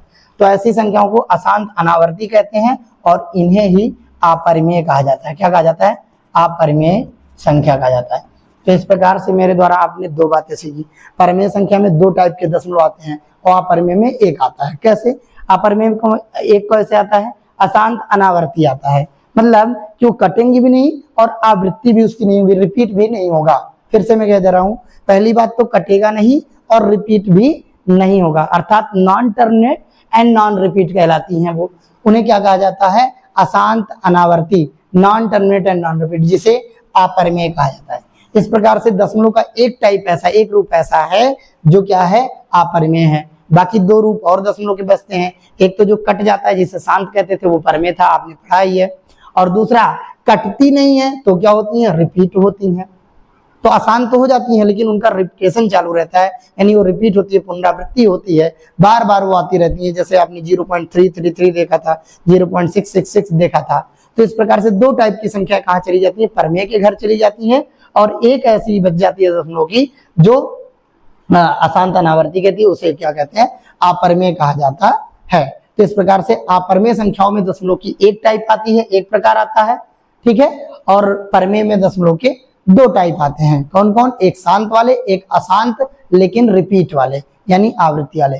तो शांत दशमलव प्रसार और अशांत आवर्ती वाले दोनों क्या हो गए? परिमेय हो गए। और ये देखिए अशांत और अनावर्ती, यानी ना तो कट रहा है ना तो रिपीट हो रहा है, तो उसे क्या कहा जाएगा?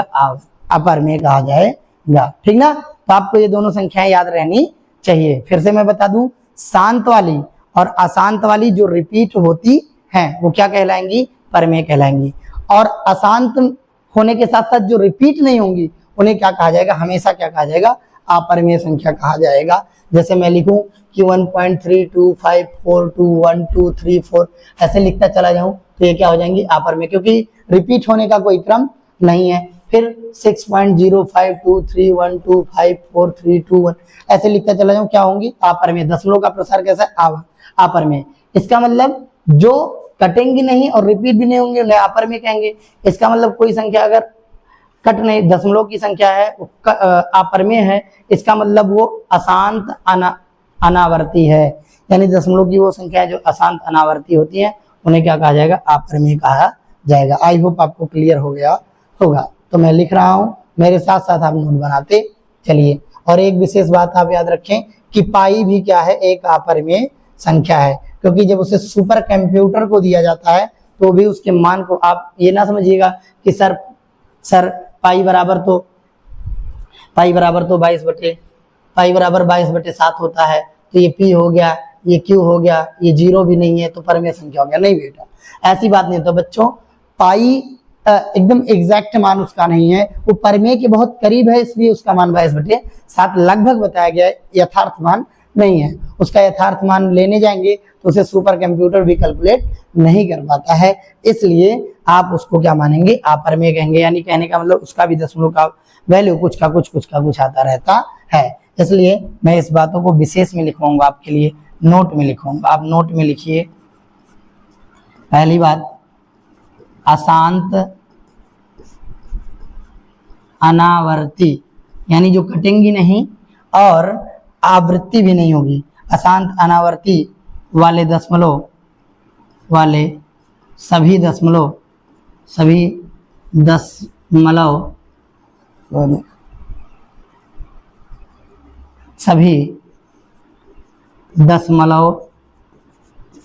प्रसार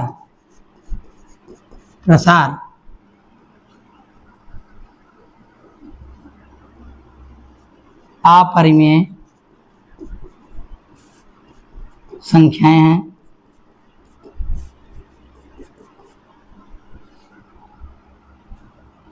दूसरा, पाई भी एक अपरिमेय में संख्या है। क्लियर है?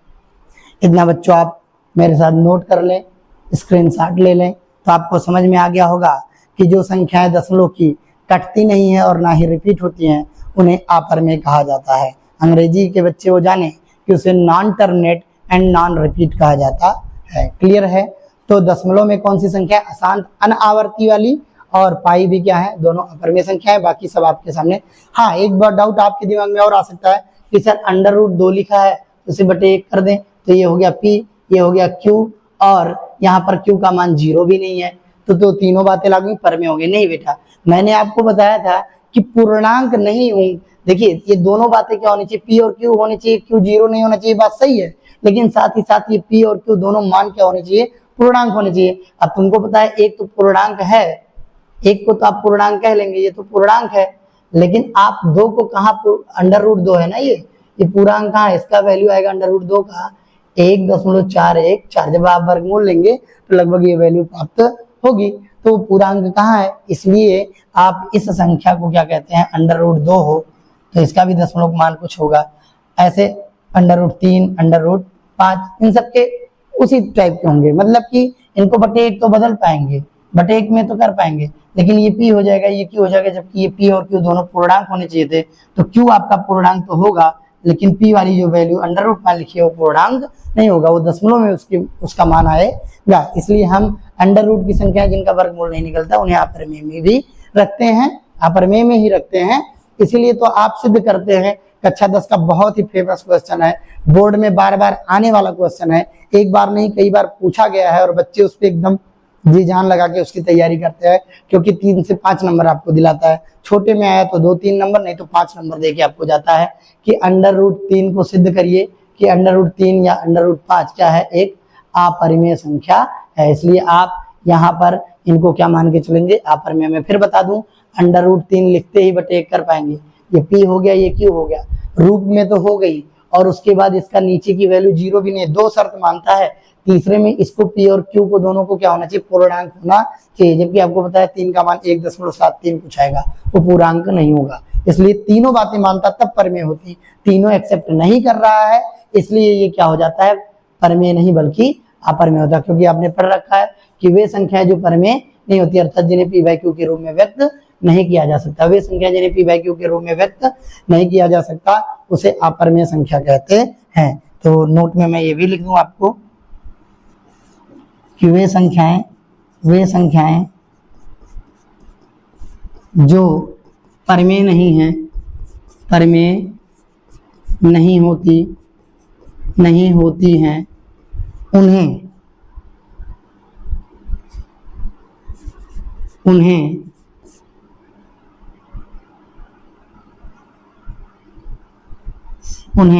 अपरिमेय कहते हैं, अपरिमेय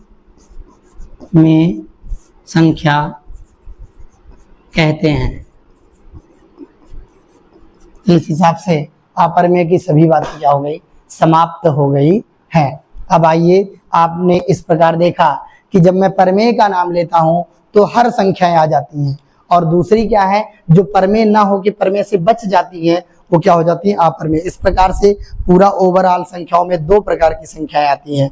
जब हम परिमेय कह दिए तो मैं सम भी कह दिया, विषम भी कह दिया, सम भी कह दिया। भाई अभी मैं लिख के आपको पूरा समझाया था ना, क्लियर ना। तो मैं जब परिमेय कह देता हूं तो मुझे भिन्न, पूर्णांक, प्राकृतिक, सम, विषम इत्यादि के कहने की कोई आवश्यकता नहीं है। क्लियर है, इत्यादि के कहने की आवश्यकता नहीं है। एक तो हो गई, और जो बच गई उन्हें अपरिमेय कहा जाता है। और अब आपका जो नेक्स्ट हेडिंग होगा वो वास्तविक संख्याएं होंगी। क्या होंगी, वास्तविक संख्याएं। तो आपने सीखा कि संख्याएं तो कुल आपको दो ही प्राप्त हो रही हैं, एक तो परिमेय प्राप्त हो रही है और जो बच गई वो क्या है, अपरिमेय है। तो इस प्रकार से संख्याओं के कितने प्रकार हुए, दो। तो दोनों संख्याएं मिल करके ही आपस में क्या कहलाती हैं, वास्तविक संख्याएं कहलाती हैं। तो आइए जरा देखते हैं। तो संख्याएं आपको दो प्रकार से मिल रही हैं। एक तो आपको परिमेय संख्या मिल रही है, परिमेय संख्या, और एक आपको मिल रही है अपरिमेय संख्या। और यही बनाते हैं दोनों का जो कंबाइंड फॉर्म होता है, कंबाइंड युग्म होता है, उसे वास्तविक संख्या कहते हैं, वास्तविक संख्या कहा जाता। ठीक है, यानी सभी परिमेय संख्याओं को भी आप वास्तविक संख्या कह सकते हैं और सभी अपरिमेय संख्याओं को भी क्या कह सकते हैं, वास्तविक संख्या कह सकते हैं। यानी परिमेय संख्या और अपरिमेय संख्याओं का जो समूह है वो क्या कहलाता है, वास्तविक संख्या। यानी वास्तविक संख्याओं के, मान लीजिए वास्तविक संख्याओं का एक झोला है, वास्तविक संख्या इसका झोला है, तो इसमें सारे रेशनल नंबर और इरेशनल नंबर आएंगे, इरेशनल नंबर्स आएंगे। यानी सारी परिमेय संख्याएं आएंगी, परिमेय संख्या, और सारी अपरिमेय संख्या। क्लियर रहेगा आपको। तो अगर मैं कहूँगा परिमेय संख्याएं वास्तविक होती हैं, बिल्कुल सही है। अगर मैं कहूँगा सभी अपरिमेय संख्याएं भी वास्तविक होती हैं तो भी बिल्कुल सही रहेगा। लेकिन अगर मैं ये कहने लगूं कि सभी परिमेय संख्याएं वास्तविक होती हैं, ठीक ना, तो ये गलत हो जाएगा। ठीक ना क्या कहा मैंने, हाँ, सभी परिमेय संख्याएं वास्तविक होती हैं, ये बात सही है। सभी अपरिमेय संख्याएं वास्तविक होती हैं, ये भी बात क्या है, सही है। लेकिन मैं अगर ये कहूंगी कि सभी वास्तविक संख्याएं अपरिमेय होती हैं तो परिमेय छूट जाएगा। अगर मैं कहूँ सभी वास्तविक संख्याएं अपरिमेय होती हैं तो परिमेय छूट जाएगा। तो ऐसा नहीं कह सकते। ये कह सकते हैं कि सभी परिमेय संख्याएं वास्तविक संख्याएं, सभी अपरिमेय संख्याएं वास्तविक संख्याएं, क्योंकि आपने देखा कि सभी संख्याएं परिमेय संख्याएं हैं और बाकी जो बच जा रही हैं उन्हें आप अपरिमेय कहते हैं। तो इस प्रकार से संख्याओं के कितने प्रकार हुए, दो। और इन दोनों प्रकारों का कंबाइंड रूप जो है, जो संयुग्मित रूप है, जो समूह है, उसी को कहा जाता है वास्तविक संख्या, जो आपका क्या था, कक्षा 10 का चैप्टर था। तो अब अगले वीडियो में प्रश्नावली से पहले का एक वीडियो मैं आपके सामने लाऊंगा, और उसमें प्रश्नावली से पहले वो जो आपको 30-40 मिनट 50 मिनट का वीडियो हो उसको आपको देखना है, तब आप चैप्टर से अच्छे से लिंक कर पाएंगे। आप यकीन मानिए, मेरे दोनों तीनों वीडियो के बाद आप जैसे ही प्रश्नावली को प्रारंभ करेंगे, आपको कोई समस्या किसी भी प्रकार से चैप्टर 1 को समाप्त करने में नहीं होगी। जितनी अच्छी पकड़ आपकी चैप्टर नंबर 1 पर होगी, संख्या पद्धति पर होगी, वास्तविक संख्याओं पर होगी, उतनी किसी की नहीं होगी। आप अगल बगल के बच्चे जो पढ़ रहे होंगे उनसे पूछें, और अपने विद्यालय के बच्चों से चर्चाएं करेंगे तो आप अपने आप को उनसे प्लस पाएंगे। आइए, तो मैं परिभाषा वास्तविक संख्याओं का लिख देता हूं कि आप देख रहे हैं कि संख्याएं कितने प्रकार की हो गई, 2 प्रकार की।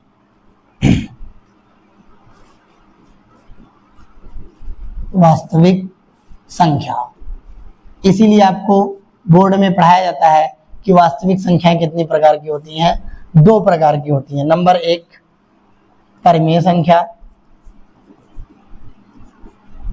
परिमेय संख्या, और दूसरी अपरिमेय। क्लियर है? आपने परिमेय संख्याओं में सब कुछ पढ़ रखा है। परिमेय संख्याओं में प्राकृतिक पढ़ लिया है, प्राकृतिक पढ़ लिया है, दूसरा पूर्ण संख्या पढ़ लिया है, प्राकृतिक संख्या, पूर्ण संख्या, तीसरा आपने पूर्णांक पढ़ लिया है, चौथा सम पढ़ लिया है, ठीक है, विषम पढ़ लिया है, भाज्य पढ़ लिया है, अभाज्य पढ़ लिया है, सहअभाज्य पढ़ लिया है। 5 6 7 8 और ये 9 और भिन्न।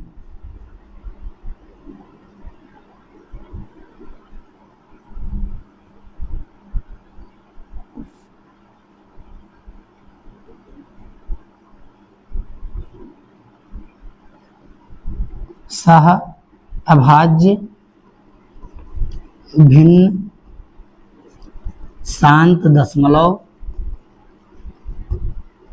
अशांत, आवर्ती। तो 9 10 11 12 तो इतनी टाइप पढ़ लिए हैं जो किस में आती हैं, परिमेय संख्याओं की शाखा में आते हैं। क्लियर है? तो जो बच गई, जो परिमेय नहीं होंगी, उन्हीं को आप क्या कहेंगे, अपरिमेय संख्या कहेंगे। क्लियर है? तो इसीलिए आपको वास्तविक संख्याओं के दो ही प्रकार पढ़ाए जाते हैं। एक को परिमेय संख्या कहते हैं जिसे रैशनल नंबर के नाम से जाना जाता है, और दूसरी को आप कहते हैं अपरिमेय संख्या जिसे रैशनल नंबर के नाम से जाना जाता है। आपको मैंने दोनों संख्याएं समझा दी हैं, दोनों के विषय में बता दिया है। अब और क्यों ही ये दो ही प्रकार की होती हैं वो आप समझ गए होंगे। हाँ, एक बात फिर से बताऊंगा कि परिमेय संख्या, मैं ये कह सकता हूँ कि सभी परिमेय संख्याएं वास्तविक, वही पापा और बच्चे वाला खेल फिर से है कि सभी परिमेय संख्याएं क्या है, वास्तविक संख्याएं हैं, सभी अपरिमेय संख्याएं क्या है, वास्तविक संख्याएं। लेकिन मैं ये कहने लगूं कि सभी वास्तविक संख्याएं परिमेय संख्या होती है, ये बात क्या हो जाएगी, गलत, क्योंकि अपरिमेय छूट जाएगा। जब मैं कहूंगा सभी वास्तविक संख्याएं अपरिमेय संख्या होंगी तो परिमेय छूट जाएगा। तो वास्तविक संख्या का नाम लेके केवल परिमेय और अपरिमेय नहीं कह सकता। मैं परिमेय संख्या का नाम लेके पिता का नाम ले सकता हूँ, अर्थात वास्तविक संख्या का नाम ले सकता हूँ। मैं अपरिमेय का नाम लेके वास्तविक संख्या का नाम ले सकता हूँ। मतलब यूं बोल सकता हूँ कि सभी परिमेय संख्याएं वास्तविक हैं, ये बात सही है, सभी अपरिमेय संख्याएं वास्तविक हैं, ये बात सही है, लेकिन सभी वास्तविक संख्याएं परिमेय होंगी तो ये छूट जाएगा, अर्थात ये स्टेटमेंट गलत होगा।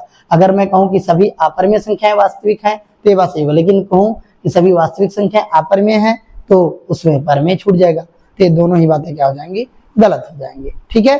तो आपको क्या याद रखना है कि सभी परिमेय संख्याएं वास्तविक हैं, ये बात सही है, सभी अपरिमेय संख्याएं वास्तविक हैं, ये बात सही है, किंतु सभी वास्तविक संख्याएं केवल परिमेय होंगी या केवल अपरिमेय होंगी, ये बात क्या है, गलत है। क्लियर? अब मैं परिभाषा लिखा दूं आपको।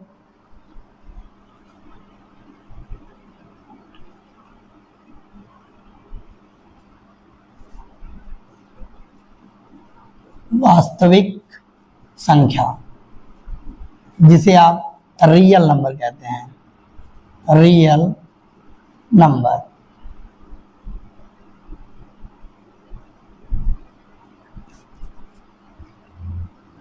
परिमेय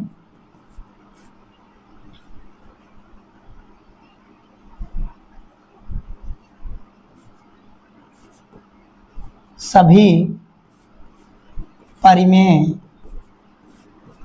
तथा अपरिमेय संख्याओं के समूह को वास्तविक संख्या कहते हैं। क्लियर? जो मैंने आपको समझाया वही लिखा है, उसमें कुछ जादूगरी नहीं कर दी है, कोई विशेष बातें इंक्लूड नहीं की हैं। ठीक है?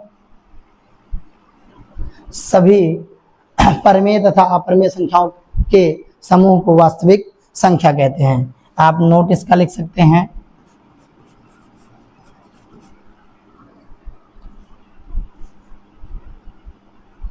सभी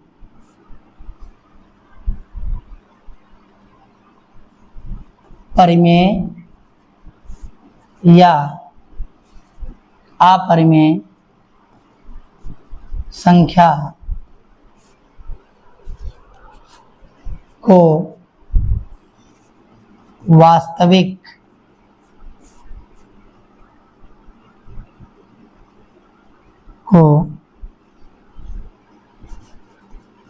वास्तविक संख्या कहते हैं, किंतु केवल परिमेय या अपरिमेय संख्याओं को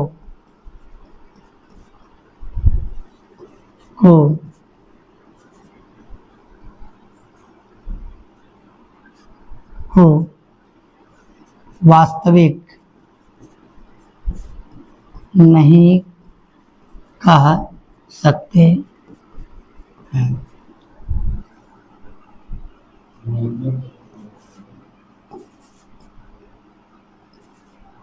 इस प्रकार वास्तविक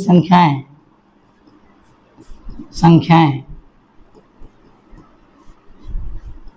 कुल दो प्रकार की होती हैं।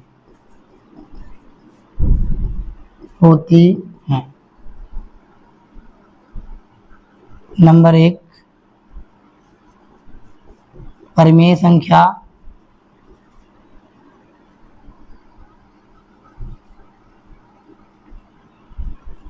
और दूसरी अपरिमेय संख्या।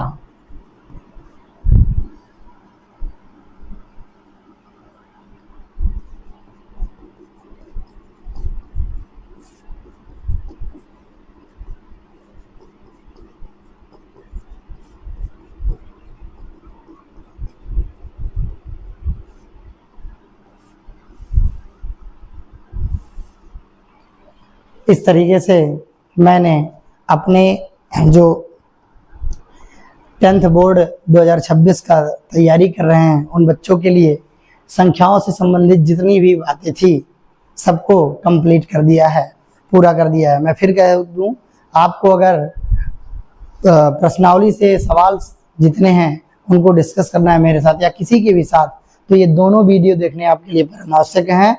अगर दोनों नहीं देख सकते हैं तो पार्ट 2 को देखना अति आवश्यक है। अतः आप मेरी गुजारिश है, रिक्वेस्ट है कि आप इस पूरे नंबर सिस्टम को जो मैंने संख्या पद्धति में डिस्कस किया है उसको जरूर से जाकर के देखें।